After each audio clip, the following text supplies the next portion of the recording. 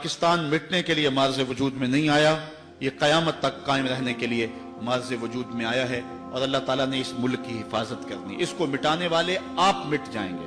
बाबा इशफाक ने वो ज़ाविया नामी किताब में लिखा है कि पाकिस्तान की मिसाल हजरत सालेह अलैहिस्सलाम की ऊँटनी की तरह है। ये पाकिस्तान एक मोजज़े से मार्ज़ वजूद में आया, मोजज़े से कायम है, और जिसने इसकी तकदीर से खेलने की कोशिश की वो खुद मिटा दिया जाएगा, उसका नामो निशान मिट जाएगा। और आप माजी भी जानते हैं और मुस्तकबिल में भी आप देखेंगे कि जिसने भी इस मुल्क को जो है वो दीदा और नादीदा जिस तरह से भी नुकसान पहुंचाने की कोशिश की वो मिटा दिया जाएगा, बर्बाद कर दिया जाएगा। और ये वतन, ये पाकिस्तान, ये मुल्क क़यामत तक मार्ज़ वजूद में रहेगा।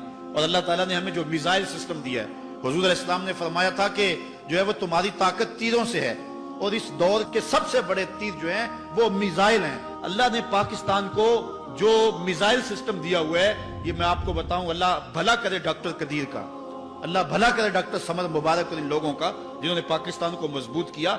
इन हालात के अंदर ये क्यों पाकिस्तान के ऊपर हमला नहीं करते हैं?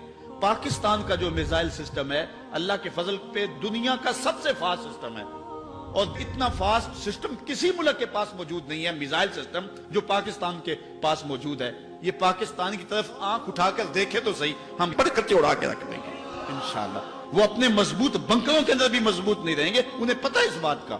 अल्लाह ताला ने पाकिस्तान को वो तीर दिए है जिसका हुजूर ने फरमाया था कि तुम्हारे तीरों से तुम्हारी कुव्वत है, तो ये तीर अल्लाह ने पाकिस्तान को दिए हुए हैं। हमारे पास गौरी भी मौजूद है, हमारे पास जो है वो हतफ भी मौजूद है, और हमारे पास जो है वो दीगर जो है वो मौजूद हैं। और इंशाअल्लाह अभी इनको हमारा माजी याद नहीं है, अभी ये हमारे मुजाहिदों की उन कहानियों को भूल गए हुए हैं। तुम्हें शौक है तो पूरा कर लो, जब तुम जंग शुरू करोगे शुरू तुम करेंगे, फिर खत्म हमारी मर्जी से इंशाअल्लाह होगी। तुम्हें भागने के लिए कोई जगह ही नहीं मिलेगी।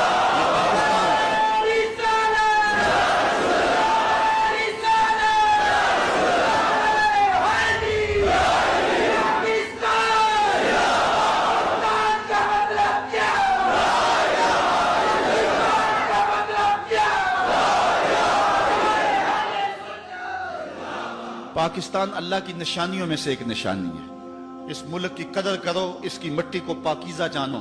अल्लाह ताला जल्ला शानहू मेरे वतन की हिफाजत फरमाए, मेरे मुल्क के चप्पे चप्पे को अपनी हिफाजत और अपनी ईमान में रखे, और इंशाअल्लाह अल्लाह के फजल से ये मुल्क खैर से रहेगा। अल्लाह ताला ने हमें मजबूत आर्मी अता फरमाई हुई है, हम एटमी सलाहियतों से माला माल हैं, हमारे पास जो है वो जदीद मिसाइल सिस्टम मौजूद है, और सबसे बढ़ के बात अल्लाह ताला ने हमें हरारत जज्बों की जो दी है, ये किसी कौम के पास नहीं। ये तीरों से, ये तलवारों से नहीं डरते, ये जो है वो मौत से नहीं डरते, ये हुजूर अलैहिस्सलाम के नाम पे सब कुछ कुर्बान करने के लिए तैयार हैं।